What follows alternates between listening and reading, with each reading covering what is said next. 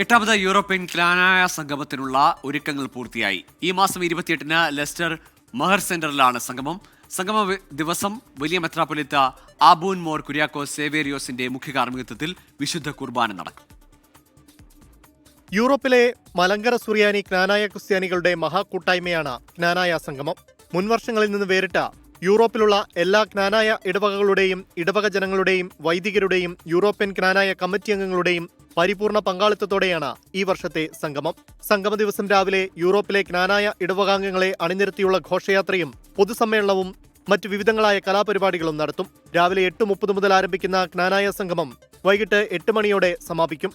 ക്നാനായ അതിഭദ്രാസനത്തിന്റെ വലിയ മെത്രാപ്പൊലീത്ത ആർച്ച് ബിഷപ്പ് കുര്യാക്കോസ് മോർ സേവറിയോസ്, സമുദായ സെക്രട്ടറി ടി.ഒ. എബ്രഹാം തോട്ടത്തിൽ, സമുദായ ട്രസ്റ്റി ടി.സി. തോമസ് തോപ്പിൽ എന്നിവർ ഇതിനകം തന്നെ UK-യിൽ എത്തിക്കഴിഞ്ഞു.